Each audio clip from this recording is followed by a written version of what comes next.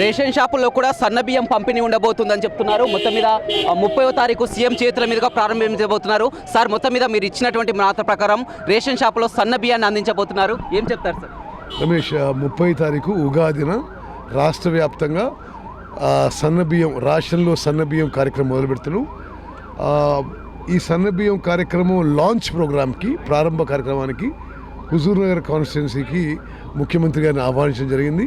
మరి మీరు కూడా అక్కడ రావాలని కోరుకుంటున్నారు. సార్, ఇవాళ ఉమ్మడి నల్గొండ జిల్లాలో కూడా రివ్యూ మీటింగ్ నిర్వహించడం జరిగింది. ఆ ధాన్యం కొనుగోలు విషయం కానీ, మిషన్ భగీరథ కానీ, ఆ సాగునీటి ప్రాజెక్టుల విషయంలో కూడా మొత్తం రైతులు కాస్త ఆందోళన ఉన్నారు. ఏం చెప్తారు? సరే, మీకు తెలుసు, ఉమ్మడి నల్గొండ జిల్లాలో ఉన్న ఎంపీలు, ఎమ్మెల్యేలు, ఎమ్మెల్సీలు, మంత్రులు అందరూ కలిసి ఈరోజు ఒక 2 hours రివ్యూ పెట్టుకున్నాము. అన్ని విషయాలు చర్చించినాము.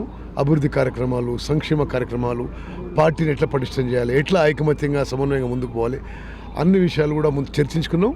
ఉమ్మడి నల్గొండ జిల్లాలో గతంలో ఎన్నడూ లేని విధంగా అభివృద్ధి కార్యక్రమాలు, ప్రగతి కార్యక్రమాలు చేపడతామని చెప్పి మీకు మాటిస్తున్నాం. Right, thank you sir. మొత్తం మీద చెప్తున్నారు, జిల్లాలో మొత్తం కూడా రివ్యూ నిర్వహించడం జరిగింది. సాగునీటి విషయం పట్ల, అదేవిధంగా ధాన్యం కొనుగోలు, రోడ్డు, మిషన్ భగీరథపై కూడా మొత్తం మాట్లాడడం జరిగింది. అధికారులతో కూడా సమన్వయం జరిగిపోయింది. అదేవిధంగా ఈ నెల 30న ఉగాది రోజున కూడా ఇచ్చినటువంటి మాట ప్రకారం సీఎం రేవంత్ రెడ్డి చేతుల మీదుగా హుజూర్ నగర్లో సన్నబియ్యాన్ని ప్రారంభించబోతున్నామని కూడా మంత్రి ఉత్తమ్ కుమార్ రెడ్డి చెప్తున్నారు.